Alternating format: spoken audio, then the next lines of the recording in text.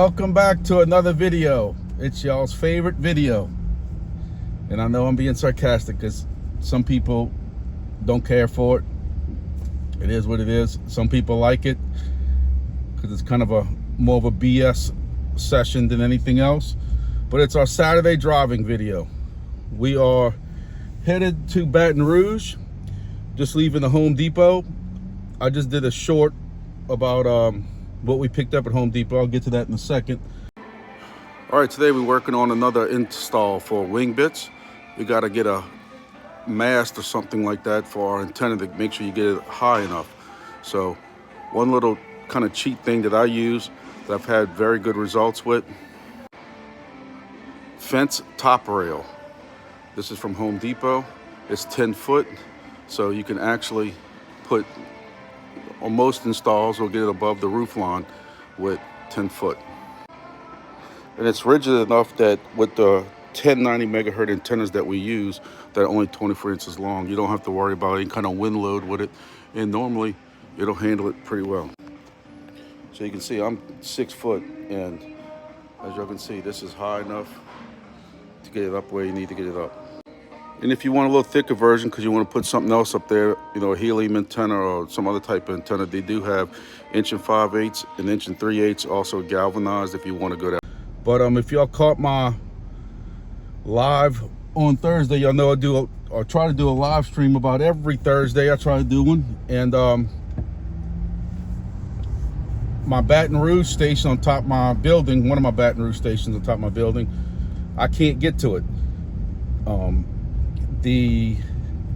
We had all that bad weather that came through the other day, and ever since then I can't get to it. But I know there was also, if y'all caught my previous video 3 or 4 Saturdays ago, we had to come out here because the ISP swapped over equipment and stuff like that, and I had to come in here and reconfigure some things, and they put the wrong router in. I put a temporary router in, and because it seemed like they weren't coming back after 3 weeks, so I put our own router in for the rooftop, and now we can't get to anything up there. Not just my equipment, but the guy has some building lights up there that you know, that's kind of how host agreements work. I help with the IT side of things and stuff like that. Well, we can't get to that either.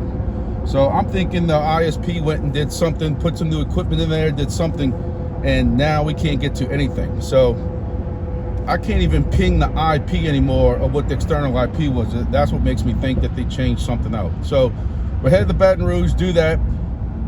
If y'all saw that video, just all I had at the time was a Helium 915 megahertz antenna. So that is actually what is on that station right now on the rooftop. And look, it's on top of a roof. It's still getting 200 miles out.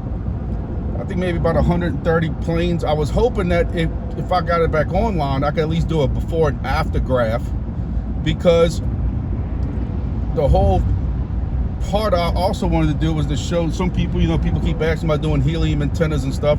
Yes, a Helium antenna will work. And then I could show y'all, I've just got another one of the 1090 antennas in.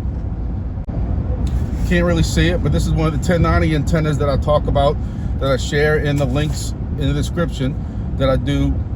I showed y'all in live the other day. I think I did 400 something miles with an airplane with it. So we're gonna be actually putting a 1090 megahertz antenna up here, and then hopefully I can show y'all before and after. So that's one thing. You know, I'll take some videos up there. I think it's just a cool view up there from the building top. You got this big mall across the street. I'm gonna tell you, my Helium miner up there, I am running Bit Harvest on it, and that Helium miner does a lot of data through it. And it's the only Helium miner along this big I-10 corridor right here. I-12 is right, Interstate 12 is right up the road a little bit. And on top of this building, that Helium miner does a lot of IoT, a lot of data going through it. So it shows you people are using that Helium network for something. I would mention DIMO. DIMO is going to be my rant, so y'all put your seatbelt on for that. I am struggling right now with DIMO. For some reason, when I try to do the firmware upgrade with DIMO, look, I don't know what's going on with them. They got to get this stuff together. They seem to be more worried about contests and stuff. Their customer service is horrible. I'm trying to upgrade my DIMO the other day, like it says in the app. It fails. It's still connecting, so I know there's nothing wrong with it. It still shows my truck's connected, and when I get close to a Helium miner, it shows connected, or updated, whatever you want to call it. But it still gives me that error. So I put a ticket in with the email, didn't hear anything back for a while. So on the Discord, I shared a screenshot of what it was doing. So one of the people from DIMO that's in the Discord, and look, I'm not stupid. I'm gonna talk about these scammers in a second, but I've been around for a while, so I know what to look for. I made sure that I was speaking to somebody from DIMO, because you can look and see the history of everything he's talking about and him giving technical support and that kind of stuff like that. But apparently, when I reached out to him in PM, so I made sure I was contacting the right person, and he gave me the wrong instructions. He got me confused with somebody else in the DM, and he's telling me I got to disconnect my device and everything like that. So I wasn't happy with him. He learned very quick why my name was Grumpy on Discord. And then he's trying to tell me how to reconnect it back, and now it fails when it's trying to reconnect back to my truck. So I reached out to the Shaolin guy, who is an admin there, who, you can see him on Discord. You know he's a legit guy. He's apologizing. The other guy is somebody who was just temporarily helping. That he's supposed to be with Discord itself, but he, was put into the Discord to kind of help with some of these technical issues. But apparently he don't know what the hell he's doing. So Shaolin can't help me either. He's saying that for some reason it won't reconnect to my truck. He's got to get in touch with a developer. Then I got the email ticket, and also Shaolin is telling me that the picture I'm sending him is a known bug. They know that this is issues going on. It's going on with a lot of people right now. So then when the email ticket gets updated and that person contacts me back from DIMO itself, from DIMO support, they're telling me they haven't seen this before. They want me to do a video of the entire process. First, they also asking me, and then the other guy, goofy dude, the first dude's asking me, can you make sure you're connected with Bluetooth? Well, I'm on like step 5 of trying to onboard. I wouldn't be able to get to step 2 if I wasn't Bluetooth connected. So I don't know if this is people just trying to read scripts of, tech level support 1, where they just read the scripts and tell people to ask these stupid questions. The email supports people say the same thing. So now I've uploaded the video, sent them screenshots of the errors I'm getting. We'll see what happens. But you got this new contest starting with DIMO and mapping and all the stuff like that, and now my device don't work. And if my device doesn't get connected, next couple of days, I'm gonna lose a streak again. So that's just cluster. And the DIMO price is still going down. It's down like another 10% or 20% since my video last Monday. That's horrible. I think I'm making like 40 cents a day now. I still haven't ROI'd on any of my devices that I bought in December, and they were only $89 a piece. So I don't know about what DIMO. DIMO might be, it might have went the way of Helium. But just wanted to start that video off with all that. And I'm at this building already, so I am going to start loading all this stuff up. I got a 10-foot pole I got to get up to the top of this building, and I'll pick up this video when I'm up there, show you all what's going on. So you want to see the things we got to do for passive income, huh? Because I'm not in the shape to be walking up 6 flights of stairs with this pole. But it wouldn't fit in the elevator, so I don't have a choice.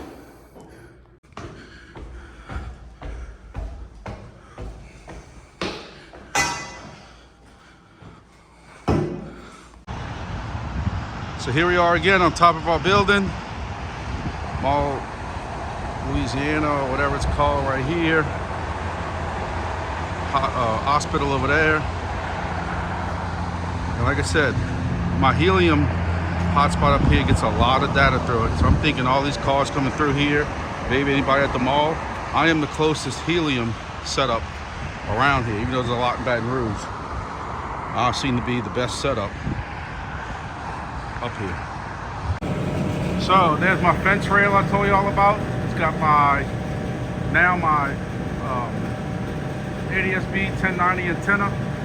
Those are actually, I'm standing on the angle, those are actually about 3 feet apart, left to right. Plenty of separation, higher than anything else on this roof. I'm at a lower level, so it's kind of hard to see, but it's up there. And something, again, I brought up last time I was here, something we don't talk about a lot, but it goes into a polyphaser for lightning protection. This used to be a Verizon cell site at one time. So all this grounding you see up here is professional grade grounding. This is all grounded to that, including the box where I have this at. When I'm done with the video, I'm gonna come back, put some weatherproofing tape around all this to make sure I seal it up good. But I just wanted to show this to you because this is something that I need to start bringing up more to some people, is lightning protection. And really not even lightning protection, this is also static protection also.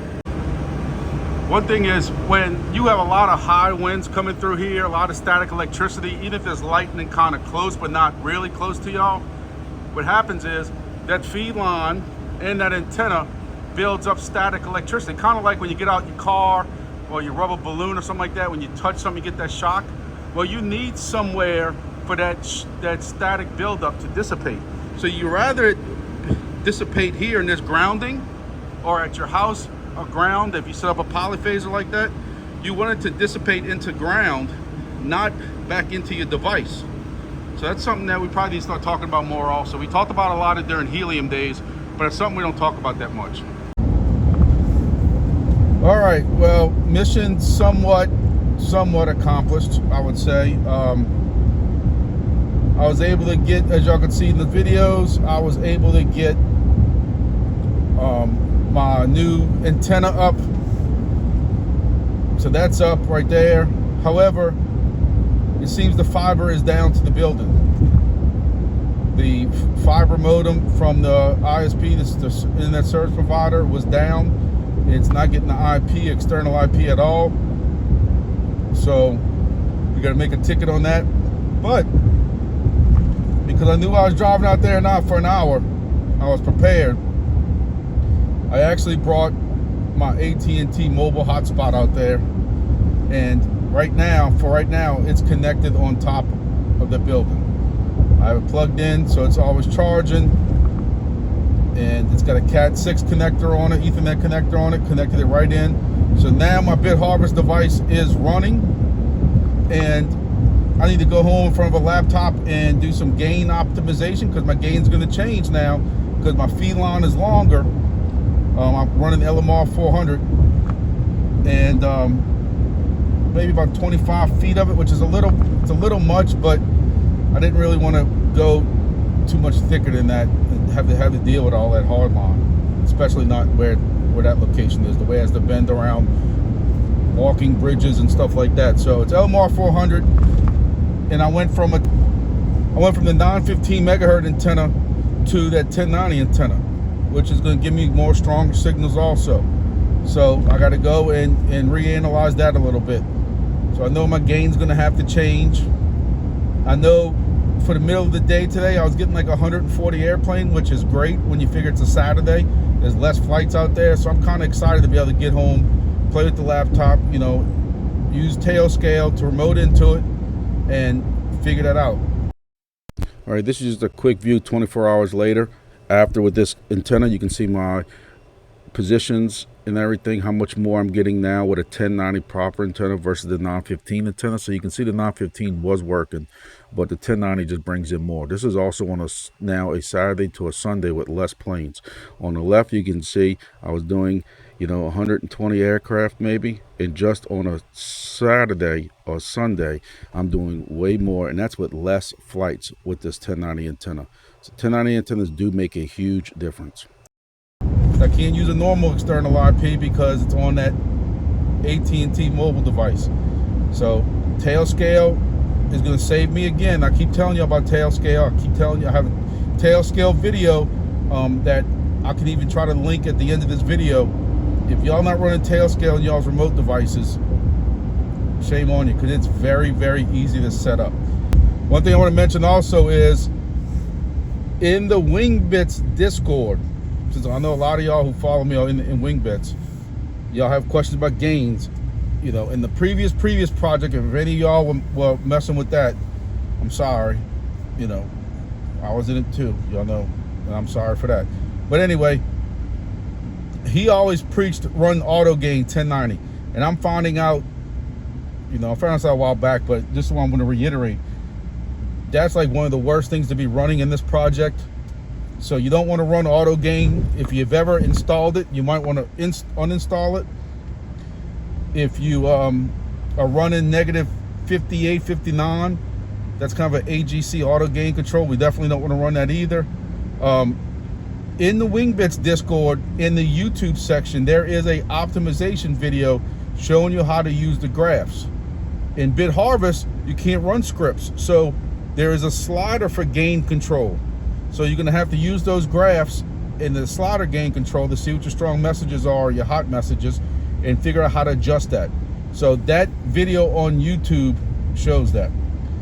One other thing I want to hit on is the on the crypto charts. I'm seeing I'm sorry, I had Hooters for lunch, and that always makes it was 80 something degrees on top of that building with no wind. I was struggling, but Hooters tends to make it all better. But Bitcoin charts and stuff, I'm watching all this Bitcoin stuff, and it's funny to see these YouTubers who just, it's whatever is going on right now, if that makes sense. I'm watching them that, you know, 4 or 5 weeks ago, the bull market's here, you know, FOMO. You better hurry up and get in. And then, I was telling y'all 57, 58,000, and it fell to 57, 58,000. They kept saying, oh, well, maybe this is not the bull market. You know, I even saw some that said the bull market was already over with because of something in the economy. And I'm like, shut up. But talking about, is the bear market still on? We don't know about the bull market. And now that you've seen this Bitcoin back at 67, 68,000 or even more, and now they're calling for, you know, 70,000 Bitcoin by this certain day and 100,000 Bitcoin by a certain day. And it's just funny how they just change their ways so much. You know, Bitcoin's going to go down, crypto's going to go down, alts are going to follow it. Alts are going to be a little bit later than Bitcoin. It's been like that since the cycles have started and altcoins came along. I told y'all, DCA. If you follow George at all with Cryptos R Us, his YouTube page, he has preached DCA and instilled it in my head.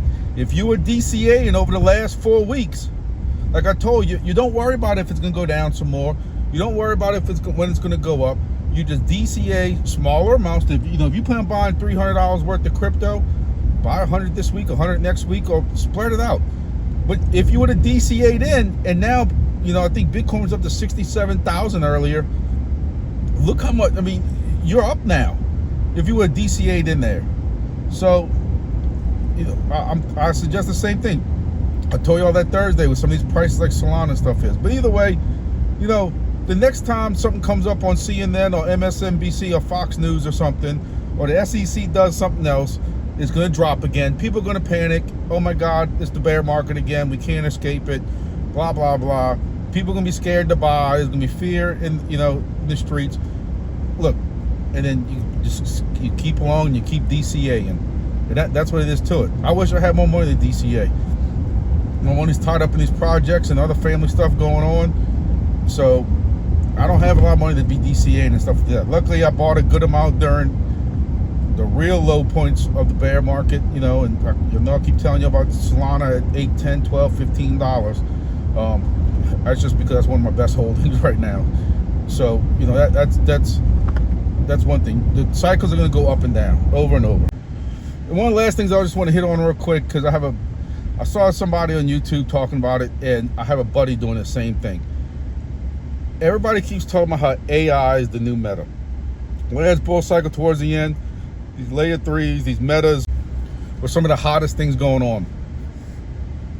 Seems like as we start this bull cycle, AI is it. And you listen to all these YouTubers about AI this, AI that, getting these AI coins. So now they got, what they have now, They got AI coins being dropped everywhere. And I got a buddy who's trying to grab with a huge net, trying to grab and buy every AI coin that's coming out.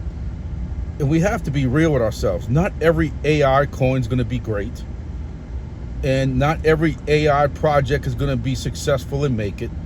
So just watch that trap of AI. Listen, I'm not stupid. There are going to be some great AI buys out there. We've seen some great AI buys even during the bull market and stuff. I mean, the bear market.